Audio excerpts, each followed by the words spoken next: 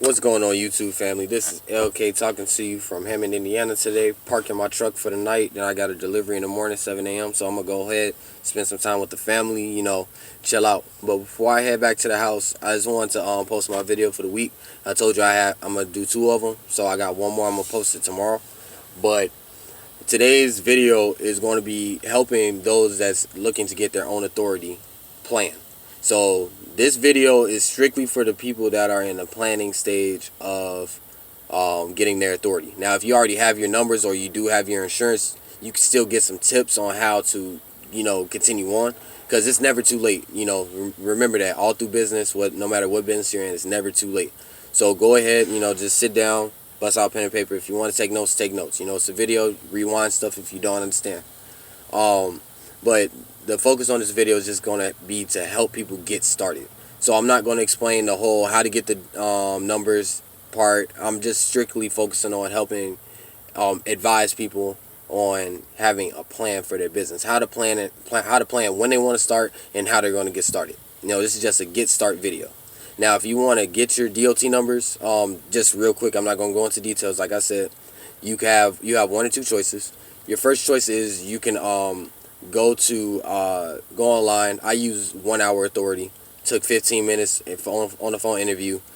Got my numbers. Then once I got my numbers, got insurance, and then once I had the insurance all the way through, my authority was started.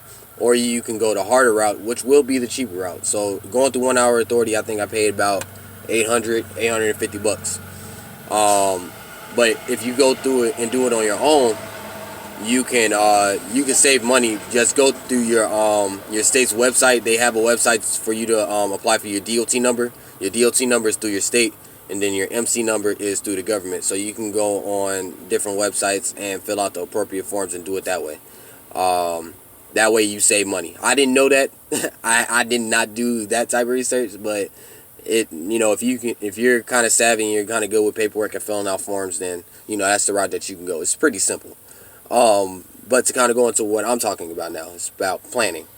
So, I started my company December 15th, 2017 was my official start date. So the things that I'm telling you is now like looking at hindsight, seeing like pretty much 2 years further, what could have helped me back then. And I'm just passing that information on to you. So one big thing that I did realize is that I should have picked a better start date.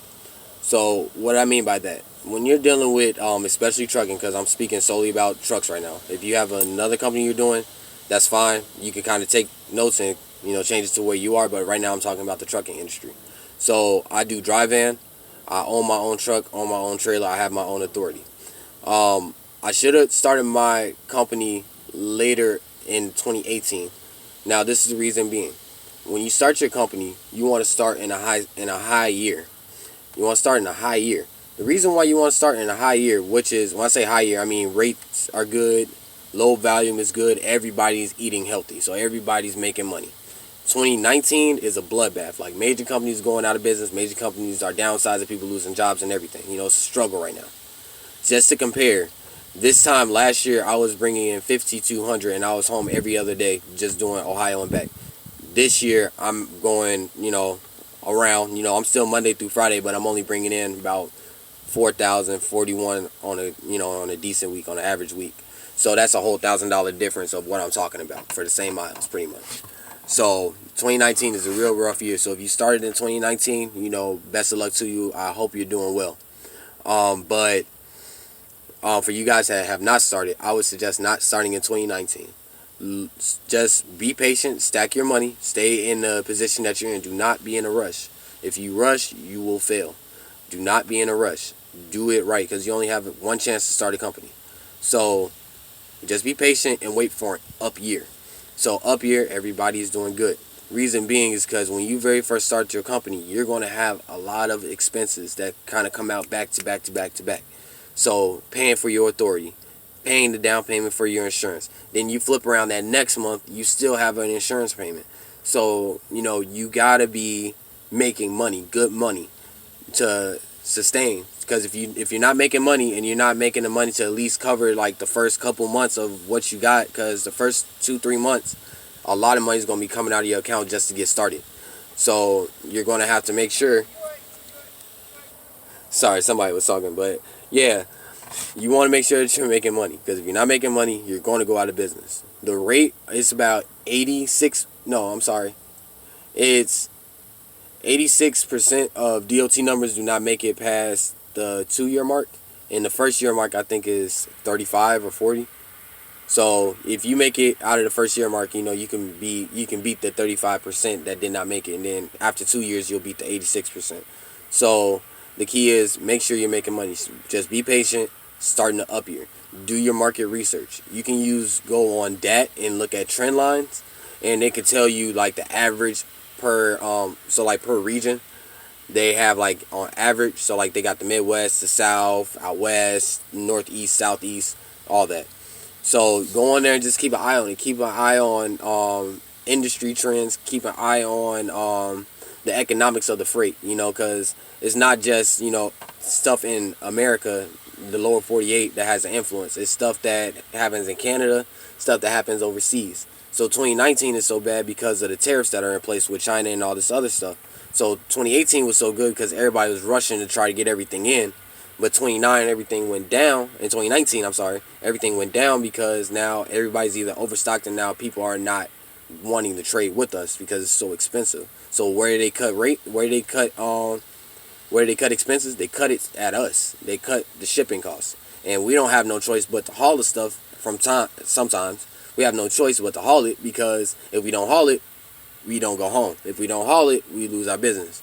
If we don't haul it, a lot of people start losing jobs. So we're kind of stuck doing that. Would you rather lose $300 a day, or would you rather lose $50 to $100 a day? It's really your choice. Prolonging the inevitable, kind of. But, it's just about sticking in there. So that's the reason why you want to start in a high year, so that way you can go ahead and make sure that you can comfortably cover your expenses. Now, on top of starting in a high year, you want to start in a high month. So 2018, I really started moving freight January 2nd of 2018. So I technically did start in a high year, but I did start in a low season. But when you're in a high year, starting in a low season, it does help. It does help. But everything is going to be solely based on you and how you're running the freight that you're doing, your contracts that you might start off with. Some people start off with dedicated contracts. It really just depends on your situation. So just plan accordingly. Plan to the month.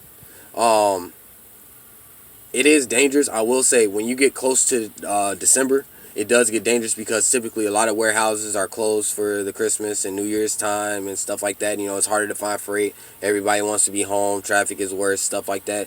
So if you start around December, then you're going to have a kind of harder time. So if you start like after January, you could start, but just be prepared to have to work a little bit harder.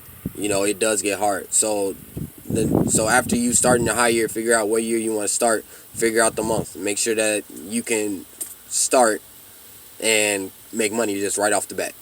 And to go along with the month, there's an insurance reason why I'm gonna tell you to start off, pick the month that you start off with, and I'm gonna piggyback on that when I start talking about insurance. So once you have the year that you want to start, you have the month that you want to start. Now you have to figure out, well, before you even figure out those two things, you got to figure out, well, what do I want to do?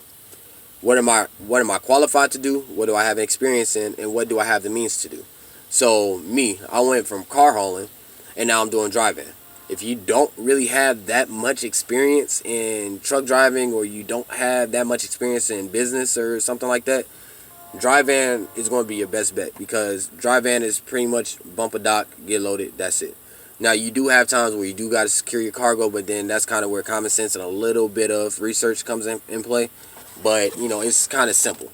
Now, if you go into flatbed, you go into tanker, you go into rails, there's a lot more stuff that needs to go on that you need to do a lot more research on. But if you just getting your feet wet, dry van is the way to go. That's my recommendation. I'm not telling you what to do. I'm just recommending that dry van would be the easier way just to jump into it, because the expenses are cheaper. So, like, the trailer leases are about $200 to $250 a week versus reefers, where I've heard them be like 400 a week, and then with reefers you have more liability because now you got the reefer unit that might go out, you have higher insurance, stuff like that. Same thing with tankers, same thing with flatbeds. Dry van is the easier way to go. But once you figure out what you want to do, you figure out the year that you want to start, figure out the month where your freight's going to be pretty good, and now you're able to go get your numbers. Now you should be comfortable enough to go ahead and get your numbers. Now, you can get your numbers whenever you want to. Your numbers does not give you your authority. Your authority does not start until you get your insurance. Now, remember how I told you that the insurance is going to tie into your start month? This is the reason why. Again, so I got my numbers October 4th of 2017. My authority did not kick in until December 15th of 2017. Reason being because I did not get my insurance until then. So, pick your start date wise. Now, this is me looking hindsight 2020. My current insurer is Progressive. I'm okay with saying that because if you look up DOT numbers, you can see everybody's insurance information. So my insurance company is Progressive. I'm on a plan where I pay X amount a month and I only pay for 10 months. So my monthly rates are higher because I'm only paying 10 months out of the year. So now keep that in mind. With Progressive, you can pay a higher premium per month, but you're only paying 10 months out of the year. Now, why do I say that this goes into when your start date is? Well, the reason being is because now my situation is that my insurance renews in December 15th. So that following week after my insurance renews, there's pretty much no freight because of Christmas and New Year's. And then I don't start really back up until after New Year's. So let's say January 2nd, depending on when the New Year's falls. And then it only leaves me really a couple of days to get my insurance ready for January.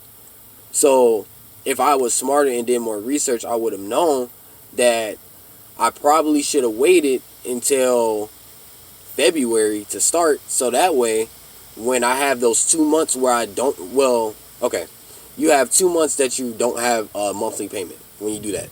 But you really think about it, when you start your new policy, you have to put money up front. So that really gives you one free month where you're not paying, right? You don't have to save nothing you don't have to do nothing with insurance for one solid month. You don't even got to think about insurance for one solid month. What I should have did was start my authority in February, so that way that 1 month that I don't have to worry about insurance is during Christmas. So while my truck is sitting up, let's say if I just want to take the full 2 weeks off, I have zero expenses. I don't have to put aside money for insurance. I don't have to pay nobody. I don't have to worry about fuel. I don't have to worry about maintenance. I own my truck, so there's no truck note. So if I was smarter, and what I would suggest is just start it in February. Start your authority in February. Do the 10-month plan. And so that way, December, you don't have to worry. And then when you come back on January, then you can start, you work, and then your first payment for your new term will be in February. So that gives you a full month, full 28 days to save up your money. That's just real simple. Hindsight 2020, that's what I wish I would have done. Because now this is my second year of me doing this, and now I'm like, damn, I might want to take off the 2 weeks because working during the holiday season really isn't beneficial because you're only going to be working 1 or 2 days a week. So, why even go out? Why not just spend time with your family, seeing that you're gone all year? Why can't you just take the 2 weeks off and spend with your family?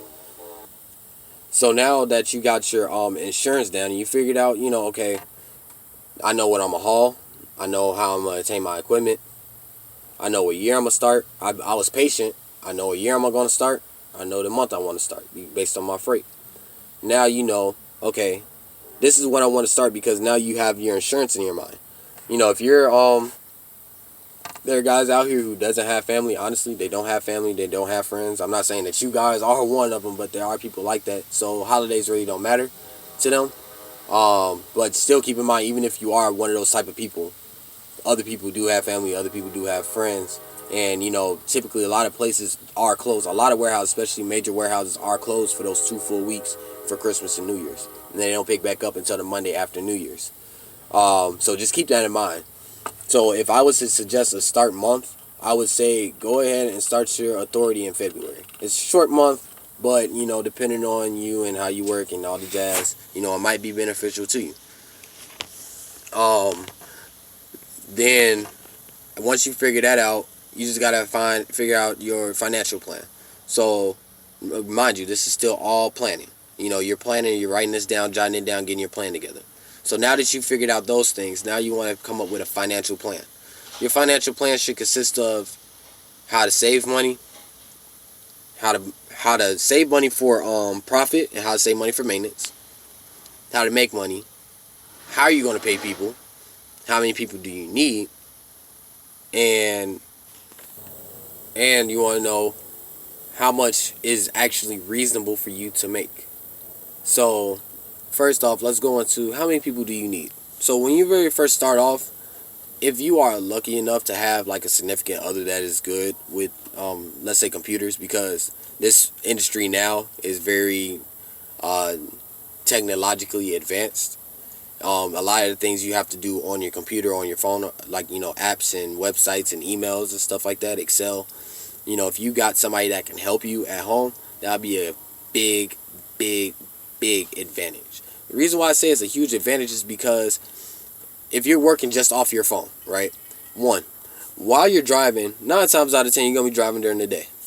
And what does that mean? That means the brokers are only open really during the day. Brokers normally start at 7 to 5:30. That's normally when brokers are open and booking loads, depending on where they are, depending on the broker. So while you're driving, brokers are open. So now that's forcing you to be on your phone while you're driving. You got to be handling phone calls while you're driving. So if you have somebody that can either sit next to you in the passenger seat with some Wi-Fi, or somebody working from home at a computer, they can help you do that. Like, keep your sanity, because you will lose your license if you caught on your phone so many times. And then plus it's hefty fines that go with it, plus violations, your insurance goes higher. It's a whole big deal if they catch you on your phone.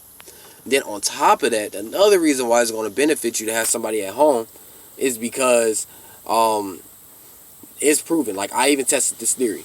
I sat down on my phone. I sat down on my phone, and I sat down at my computer. I pulled up a broker to see what loads they had available. And even though it's the exact same website, the exact same broker, looking at it at the exact same time, there were more loads on the desktop than there were on my phone. And I tried it with another broker. And I tried it with one more broker. And all the same. They will, for some reason, whatever reason it is, they post more loads for you to be able to see on your desktop than you see on your phone. And, from the couple of times that I did verify that, the load was on the computer, not on my phone, those are typically good loads that I took. So if you have somebody that can sit down and look through the load board, look through the load boards, look at the websites, call the brokers, it's going to help you out that way too, because you're going to be making a little bit better money. Then on top of that, because you're driving, you don't have access, it's hard for you to look at Google Maps and then, all the multitasking that's involved between listening to the broker explain the load and watching everything that's going on around you while driving the truck. It's a lot. So when you're, so sometimes brokers lie. They lie about the miles. They lie about where things are. They do. I've been a victim of it because, I've had to dispatch myself. That's currently what I'm doing, just dispatching myself in one other truck. So I'm forced to do it on my phone and trust, what I'm hearing and go based on things that I know. So people lie. I've been victim of it. So if you have somebody at home, not only can they see all the loads that are available, not only are you not being distracted by driving, you now have somebody that can verify the things that they're seeing on the load board. And on top of that, they have the time to look at different loads and try to put things together and da-da-da-da-da. Things that it's really hard for us to do while driving. It just takes a lot of attention to dispatch a truck, especially while we're driving. So if you do have somebody at home that can do that, then great. Now, if you have a significant other, because, now we're going into how much should you pay them? Well, if you have a significant other, maybe you can talk to them and say, this is grinding. This is what we're doing right now. Things will get better. And then hopefully that they'll be with you. They'll be with you in the struggles, and, you guys can work together. Like I said, for the first, they should just be with you through the struggles, right? But let's say if you do got to pay them. Now, you got to think, okay, does the person that you are trusting to book your loads and stuff like that, do you trust them with actually booking your loads? Do they have experience in dispatching? Finding loads in the spot market, because being a dispatcher for a company that has dedicated freight is way different than being a dispatcher for a company that does spot. When you start, typically you're just going to be doing spot market stuff, so you don't know what you're going to be doing from day to day. You don't know the warehouses and stuff like that. You don't have contracts. The money's going to go up, it's going to go down. It's all part of the game in spot markets. So it's a thing of, do you trust them? If you have the time to train them and you know what you're doing, you feel like you know what you're doing, then that's great. But now, let's say if you're not 100% sure about what you're doing, and you definitely don't trust the significant other that you do have, they do have dispatch services. Now, with dispatch services, do your research with them. I personally paid my dispatcher, well, when I did have a dispatcher, I paid her 5%. I pay her 5%. She books the loads, whatever, dispatches them, whatever. And I would not pay dispatch service no more than 5%. There's some that's out there for 7. I've even heard 8%. I would not pay a dispatch service no more than 5%. And what a dispatch service does is they look at your brokers, they find you loads that's paying good, then they give them to you, and that's it. They're just a dispatcher. You just pay them 5%. But for me personally, I've invested the 5% into my own household versus paying it to a company. So if you know what you're doing when you're dispatching, and you feel like you've done enough research that you trust your decision making, teach your significant other. That's just what it is. Teach them, and then just help them along the way. Have them call you before they book loads, and then it's gonna come to a point where they're gonna be able to book loads all on their own. You only gotta worry about it or double check it. So now that you kind of got who's gonna find your loads, you gotta think, okay, I'm going to drive my own truck. Normally when people start a trucking company, they drive their own trucks. Now, so how much are you going to pay you? Now, this is where you got to remember, this is your company. You started this company because you feel like it's going to benefit you in the long run. You feel like this is going to be your save all end all. So you got to keep this in mind as I'm saying this. When you very first start your trucking company, pay yourself at most $500. So typically you're going to be making $2,000 a month. Live off of that $2,000 a month. Just live that way. I don't care what your expenses are. I don't care what you're doing. If you can live off of $2,000 a month for 6 months, you will make it. I promise you, you will make it. When I very first started off, I paid myself as a low-end company driver. So that's about 35-40 cents a mile. I pay myself percentage, so 20%. So I pay myself 20% of what the load made. So now I was still bringing in 2018. I was bringing in checks of like $900, $1,200. This year spun around before I bumped my pay up. Because I'm a company driver. I now have more experience, and I've proven myself to my company, so I bumped my pay up to 25%, which would be an industry average if you look at percentage. So I paid myself 20% starting off. But what I should have did was just pay myself a $500 a week salary, and that's it. Now think about this. If you, as a company driver, let's say you look at the comparison. If you're making $1,000, if you were a company driver, but you take only 500 of it, that's 500 additional dollars a week that you're putting up to save. Now, why would you put up money to save? Well, if a lot of people, when they start a trucking company, they exhaust all the money that they had saved originally. To get the truck, to get the authority, to get the insurance, it's expensive. Normally people spend about 10 grand to get things started, and that's people that's funding themselves. So, you're going to have to rebuild that savings. So if you can manage to live on $500 a month for 6 months, you will save $15,000. $15,000 in 6 months. Yeah, things going to be hard while you're at home because it's a struggle. You're just starting out. So it's going to be hard. But just stick to it. Just keep in your mind you're doing this for the better. And maybe when you start looking at your savings account going up and up and up and up and up and up, you're going to realize, like, fuck yeah, that was a really good idea. But think about it. In 6 months, you'll have $15,000 $1,000. Now, this is just money that you're putting to the side because you got to be business wise. Like I said, you got to be financially responsible. So that money that you would have paid yourself anyway, be responsible enough to put it to the side. When you're paying your truck note, you're paying your everything, you're putting money aside for your insurance. Do not confuse the money that you're saving with the money that you're using for maintenance. If I were you, open up 2 savings accounts. Well, I would have opened up 3. I would have one just for my insurance. So every time I was putting money towards insurance, I'll put it in one savings account. I'll put my truck maintenance in a second account, and I would put my savings in a third account. That's it. I'll have them in those 3 accounts. Because think about it. If payments do come out, because you have companies that just take money out of your bank account, just take them out. You don't affect your insurance, because if you don't have insurance, you go out of business. It won't affect your truck maintenance, which, again, if you break down, you don't have no money, you'll go out of business. And then it does not mess up your savings, which is not going to put you out of business, but it will give you a big heads up. A huge heads up. So now you establish a financial plan. So like you figured out, based on the advice I'm giving you in other videos that you will watch on YouTube, you figured out, well, how many people do you need? You definitely need a dispatcher, you definitely need a driver. If you think you can handle it all on your own, by all means, go ahead. But if you need to hire somebody else and they want to be paid, figure out how much you're going to pay them. Negotiate. And just think relativity. 5% for a dispatcher for the amount of work that she or he will do for your truck will make about $250 a week. Relatively speaking, that's damn near over $15 an hour. Because to really dispatch a truck per load takes maybe 2 hours of research and then 15 minutes to send you the information.